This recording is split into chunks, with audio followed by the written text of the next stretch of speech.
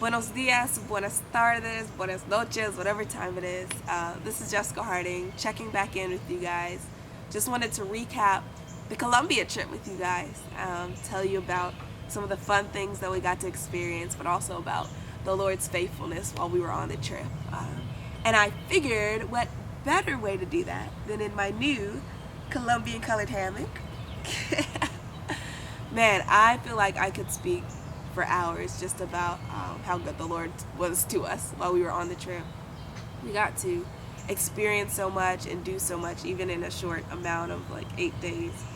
It was truly a blessing. So I just want to share with you guys just about the encouraging time with the brothers and sisters down there that we had, about some of the cultural experiences that we had, but also just about how the Lord was faithful to us while we were doing ministry and while we weren't doing ministry. So man, I know there's so many faces that come to mind when I think about the people that we met down there that impacted the way our 8 days looked.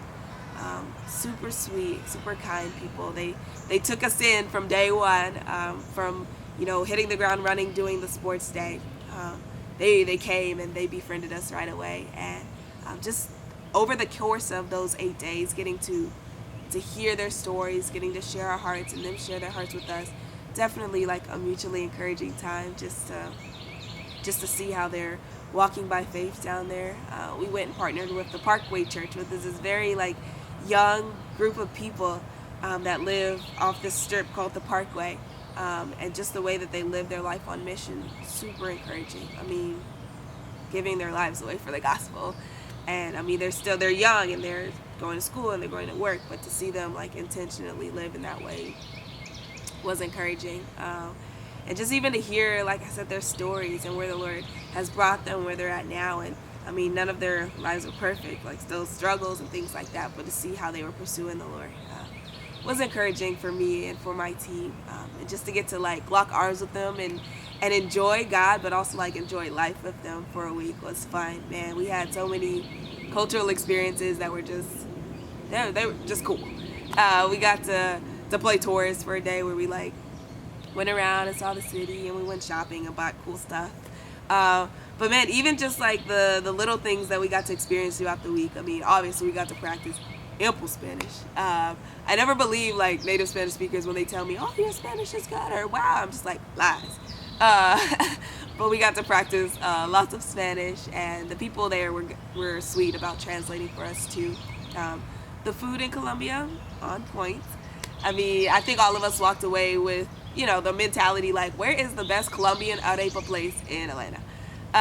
Super, super tasty food. I mean, we tried yuca, arepas, morcilla, I don't know, gallina, like just so many like fruit that Colombia has that we've never ever seen before.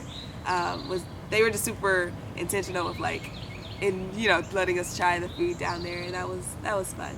Good food.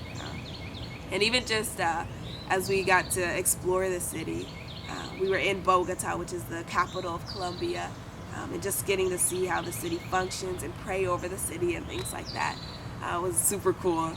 And man, I don't know, just our ministry stuff was blessed. From our explicit ministry stuff, where we went into a rehab facility. It was super fun time. We went to Mesitas, Colombia, like a 2-hour bus ride up the mountain, and got to stay with them. And just our time getting to know them, sharing our testimonies with them, worshiping with them, rapping with them, just talking with them was super fun. We got to cook for them. We got to explore, like, even around the rehab center. The pastor was cool about like taking us on this like nature walk, where we got to see just the water hole. We got to hold, boa constrictors, no big deal. When he was done with it, he just like chucked it over his shoulder. I was like, okay.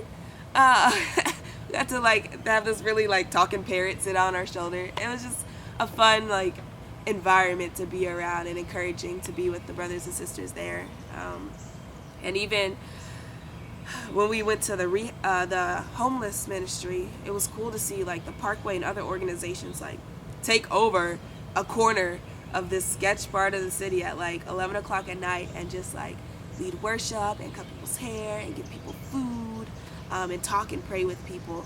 And those people down there, they were like known. Like they would come up and be like, hey, and they would say their name. Like they knew these people. And even just to see their heart for the people out there and to join them in that was super dope. From the Bible studies to just the gatherings that we were able to be a part of. It was super encouraging how we had the opportunity to share testimony, share why we were there, to share the burden that the Lord put on our heart to be there. That was awesome. But I think what impacted me most was even like the implicit ministry stuff that we got to do. I mean, talk about living on mission. We were in a bus. We just left an arepa place, and we just finished go-karting because there was a go-kart place at the arepa place. And we're on the bus, public transportation, headed back. And Sam, which is the pastor of the church there, looks at us and is like, hey, you guys want to sing in English and share the gospel on this bus? Okay, sure. And we did. And to see like the Lord bless that, we literally were having gospel conversations with people sitting next to us on the bus who just happened to speak English. Okay. Or even from our time walking the strip, which is the Parkway, which is like this 4-ish mile strip in the middle of the city that they live, where they have church off of, where they live off of, and just going through and talking with people, getting to know them. Hey, we're from the States. We're just, trying to meet people. What's your name? And gospel conversations happening from that, and people being brought into the community that the Parkway has because of that. Man, the Lord was just so faithful, I would say, just from how he provided us with opportunity after opportunity to get to know people, to share our hearts, and to share the gospel. I would go back to Colombia in a heartbeat. Man, I feel like people there, when we left, they said, you don't have to ask permission to come home. You just go home. Colombia is your home now. So sweet. Man, I would say that our team was super impacted and encouraged from our time there. So thank you for supporting us financially in prayer. Thank you for just literally partnering with what the Lord is doing down there. And it was a privilege for us to be hands and feet of Jesus while we were down there with the body of Christ that is down there. Pray for the Parkway Church. Pray for the Rehab Center, Leche and Miel in Necitas. Pray for all the Aposento Alto churches that the chain is in Colombia. The Lord is doing some super dope things through our brothers and sisters down there. And it was, like I said, it was a joy to be a part of. So thank you guys. I'm going to enjoy this wonderful havoc.